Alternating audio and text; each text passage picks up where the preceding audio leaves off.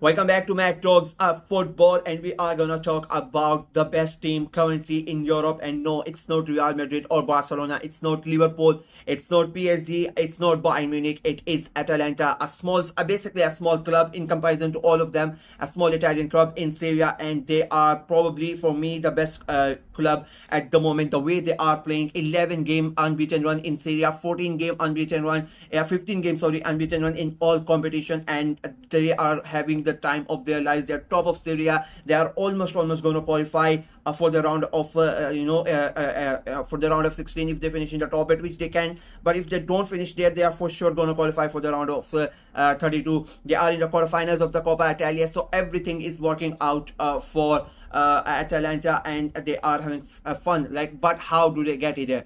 What is the secret? Like, you have big clubs like the Milan clubs or the Juventuses and all of them, but they are defeating them all, and they're basically defying odds at the moment. There are certain aspects that you can look at it, but the main thing I first you need to concentrate is their manager, Gasperini. Sometimes it happens that a manager and the club come together and it becomes a perfect thing for them, and that is what has happened with Gasperini and Atalanta. Like, before coming to Atalanta, he managed Genoa. He brought them from Serie B to Serie A. That was a good period. He then went to Inter Milan. It did not work out for him. 3 months in, and he was sacked. It did not work out for him at Palermo as well. But at Atalanta, it has worked out for him in a way that there is not that much pressure for at him to go ahead and win the Scudetto, or you have to win the Champions League. You have to do all that. But he has been given all of the power. He is the main guy who is making all the decisions. And when you have that much trust from the board, then you can do your work without any pressure, and that has worked wonders for them.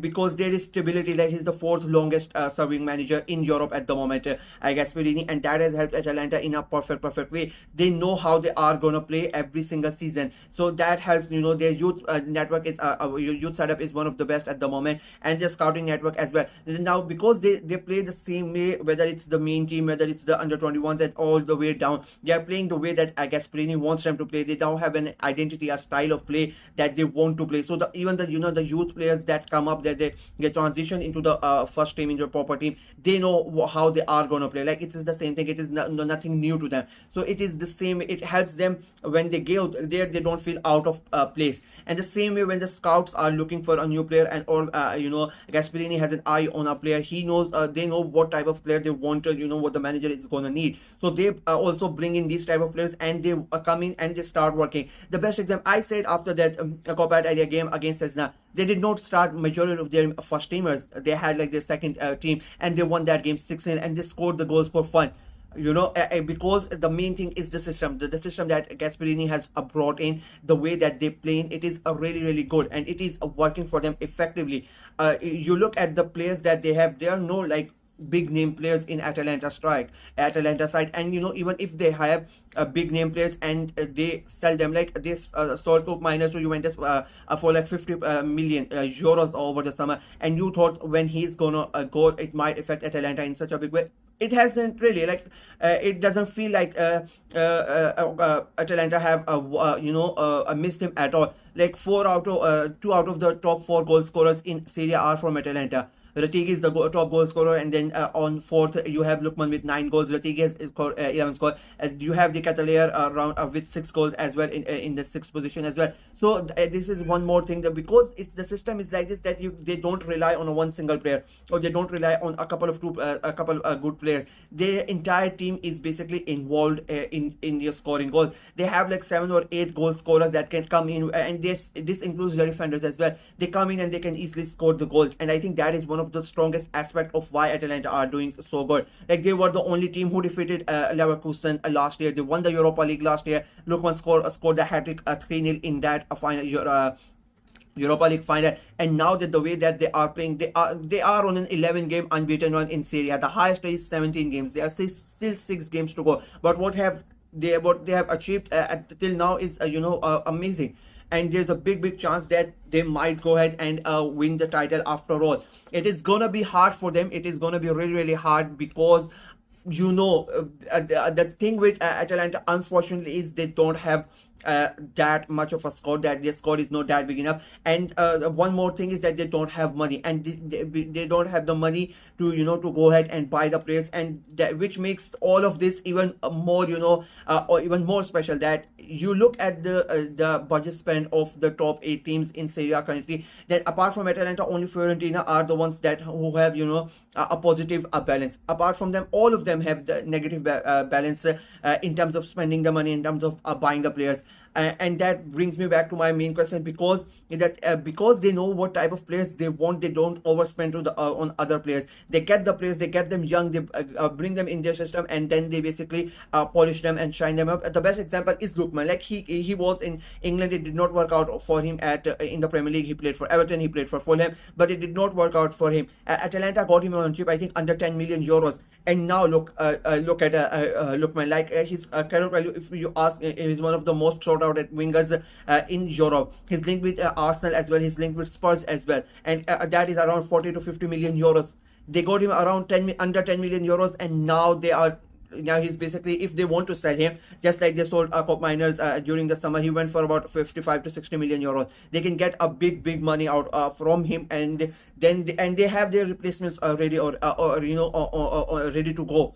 That is how well they have run the club, and I think Gasperini deserves a lot of credit, and not only Gasperini. I think the ownership deserves a lot of credit as well, because they put their trust in this guy, and they have not really meddled in their affairs. And I think that is a big thing because a lot of the times the ownership, they go ahead and they try to meddle in with the manager decision, and that makes up problems. So I think the entirety of the ownership of Atalanta and the managers, of course the players are doing their job. I'm not taking anything away from the players, because they have been amazing. Like you watch Atalanta play, and you irrespective if you support them or not, you just want to cheer them on, because it's such a wonderful story as well. Like as I said, they are not a big club. They don't have big owners putting in money and all that. They are on a tight string budget as well, and despite all that they are doing,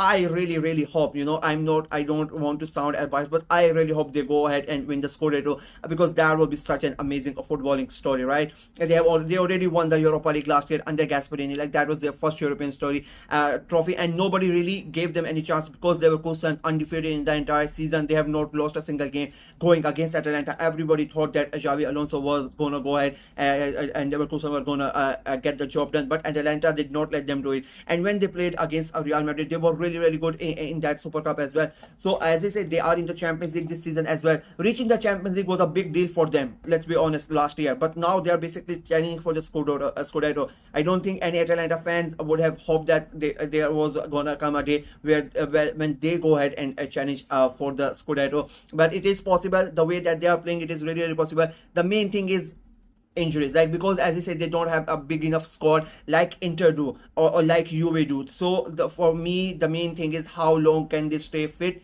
and how how for longer much can they not only staying fit, but being on their peak as well, because they don't have as much squad as the other teams. So most of these players have to play every single game. How long can they sustain it? I think that is going to be the one reason, one area that Gasperini team has to look out for, how to manage to keep their players on their peak form until the end of the season. It is almost it is midway through the season, 17 games still play, but there are a lot of football to play. And if they continue to go forward in the Coppa Italia or in the Champions League, so that games are going to come in effect as well, and there are going to be other teams within the top four fighting for the title that are not going to play those games. So it will be quite an interesting season, but as of now, Atalanta are doing an amazing job, and I really wish that they go ahead and win the title. That is it for me in this video. Let me know what you guys think of Atalanta as a whole, how the club is run, and do you think they can really go ahead and do the unthinkable and win the Scudetto, or do you think, unfortunately for them, Inter are gonna catch up and reclaim their title? Let me know in the comment section below. Like the video, share it as well, click on the notification bell, and of course subscribe to the channel. We are trying to get to 400 subscribers before the end of this year, so please go ahead and subscribe and help the channel out. Until next time, bye bye.